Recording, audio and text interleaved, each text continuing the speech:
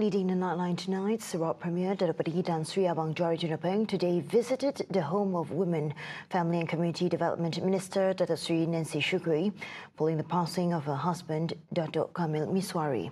Abang Johari extended his condolences to the family and prayed that the late Datuk Kamil's soul be blessed and placed among the righteous. Also present were Sarawak Governor Tun Bin Sri Dr. Wan Junaidi Tunku Jaafar and his wife Tuan Puan Datuk Pani Fauzia Muhammad Sanusi, who paid their final respects. Datuk Kamil Miswari was reported to have passed away on Thursday. His remains were laid to rest after Asar prayers at the Semarang Islamic Cemetery early today.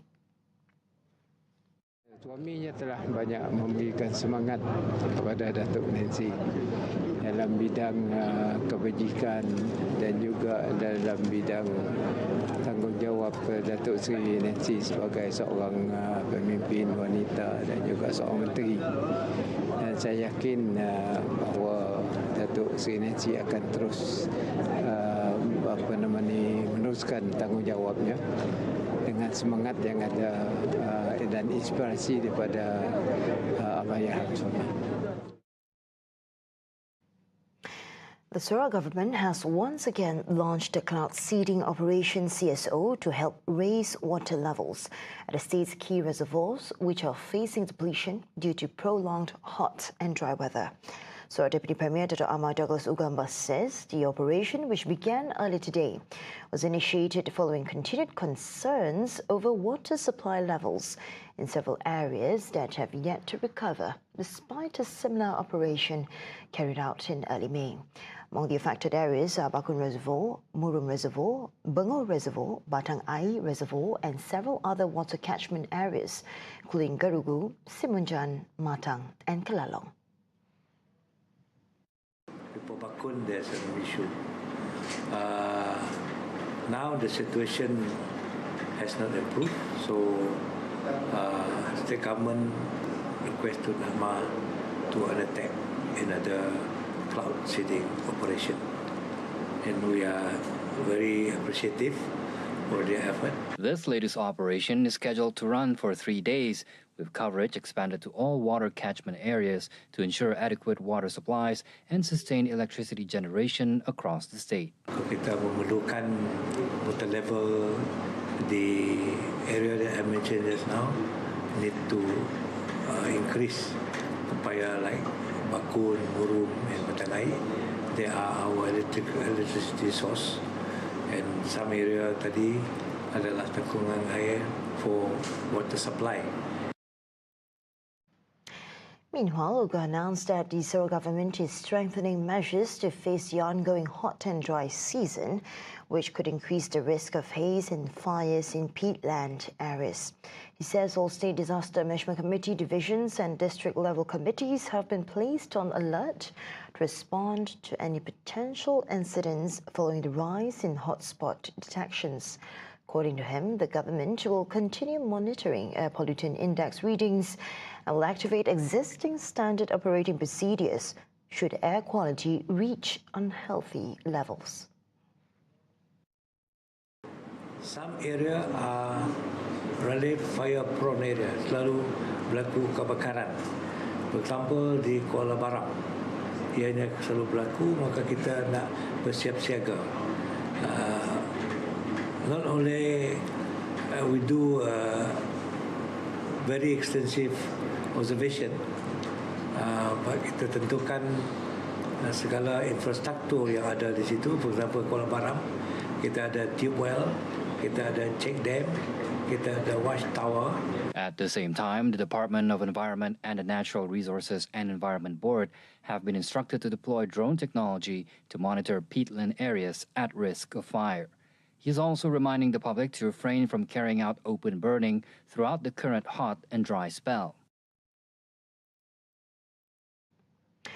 Sarawak Tourism, Creative Industry and Performing Arts Minister Datuk Sri Abdul Karim Rahman Hamzah says crocodile sightings around the Kuching waterfront and near the floating mosque, which recently went viral on social media, require continuous monitoring to ensure the safety of the public and tourists. He warns that while the reptile's appearance may attract some visitors, safety must remain the top priority.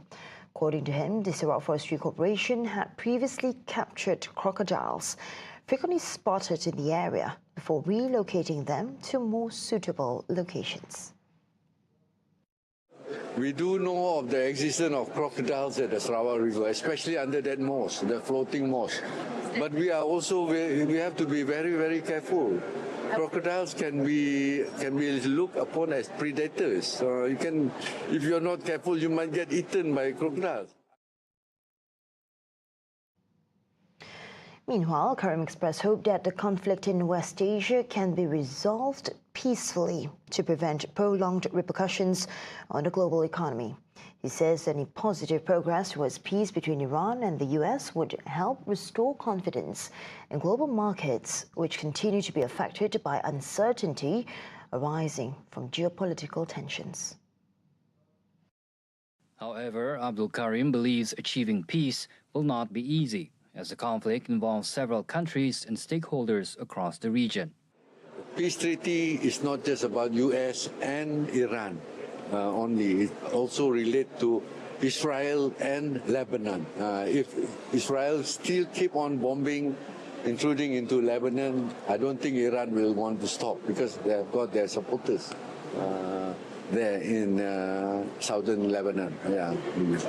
Okay. But we do hope that peace would be there because it has affected us in a lot of ways. Yeah.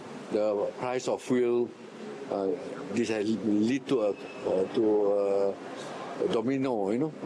When there is a blockage at the Strait of Hormuz, the price of fuel, price of oil has shoot up, and from there it will lead to other things shooting up. Developments in the West Asia conflict remain under close watch by the international community, given the region's critical role in the global energy supply chain.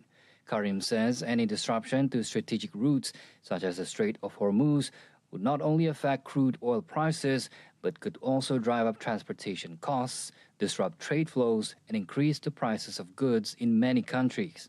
He also expressed hope that all parties involved would prioritize diplomacy and negotiations to prevent the conflict from dragging on and causing greater damage to the global economy.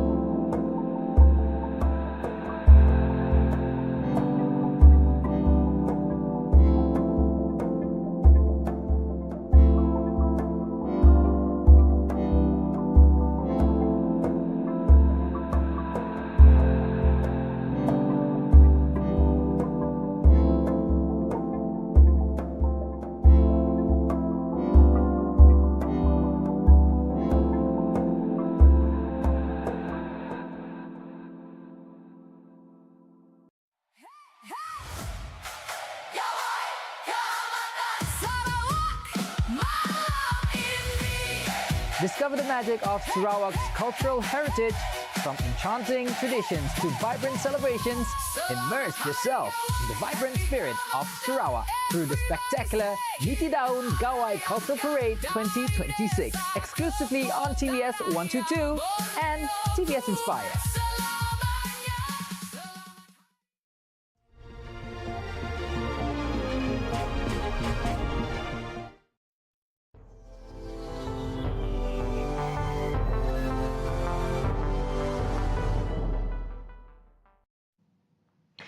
Welcome back. A newly signed deal aimed at ending the West Asia war is already under pressure. After peace talks were postponed and Israel intensified its attacks in southern Lebanon. This development comes just over a day after the agreement was signed between the US and Iran to halt months of hostilities in the region. The Swiss Foreign Ministry confirmed that planned talks in Bergenstock, Switzerland, involving US, Iranian, and regional mediators have been postponed without a new date announced. The meeting was expected to launch the implementation of the deal signed by U.S. President Donald Trump and Iranian President Masoud Pezeshkian. Meanwhile, Iran's top negotiator, Mohammad Bagher Ghalibaf, warned of a decisive response if the agreement is breached, saying Tehran would not tolerate what it called excessive demands. The warning comes as Iran's supreme leader, Ayatollah Mojtaba Khamenei, said he had approved the deal despite reservations, citing the need to protect national interests. بنده علل اصول نظر دیگری داشتم ولی از باب تعهدی که رئیس جمهور محترم به عنوان رئیس شورای عالی امنیت ملی از طرف خود و سایر اعضا در پاسداشت حقوق ملت ایران و جبهه مقاومت به بنده دادند و تصریح به قبول مسئولیت آن نمودند اجازه آن را صادر نمودم. On the ground, violence continued in Lebanon, where Israel carried out strikes on purported Hezbollah targets, killing 18 people, according to Lebanese authorities. Israel also confirmed 4 of its soldiers were killed in southern Lebanon, the first since the agreement was signed, prompting a fierce political response in Tel Aviv. The deal was also intended to de-escalate tensions in the Strait of Hormuz, a key global energy shipping route, after months of military confrontation and blockades. Despite diplomatic progress, both sides now face questions over whether the agreement can hold as fighting continues on the ground. Indonesia is set to temporarily suspend its free school meals program during upcoming holiday periods, following public protests over government spending and economic pressures. The National Nutrition Agency has confirmed that meal distribution will be halted from June 22nd to July 13th, with the freeze also applying to future public holidays and weekends. The agency says the move is part of efforts to improve budget efficiency and ensure state resources are better targeted towards those most in need.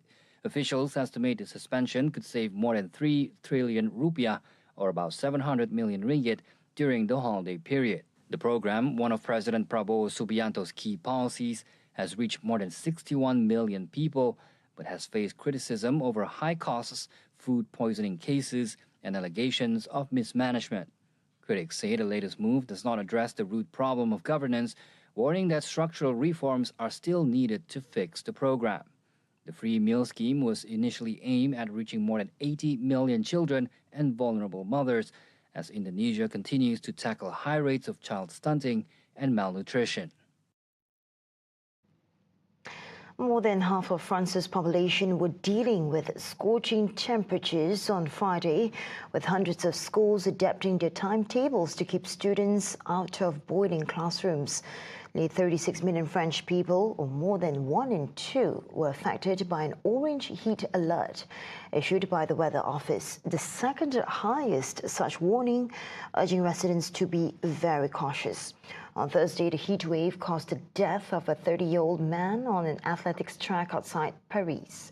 Although astronomical summer does not begin until Sunday, this is already France's second heat wave for 2026, following an unusually hot spell in May that shattered records across half the country. National Weather Agency Meteo France said the heat wave would be widespread, long-lasting and intense.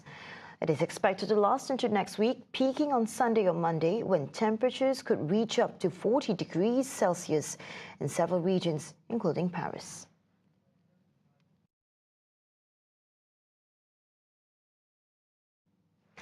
And get all the updates you need all in one app, as TVS Inspire brings you live updates on events, news and programs.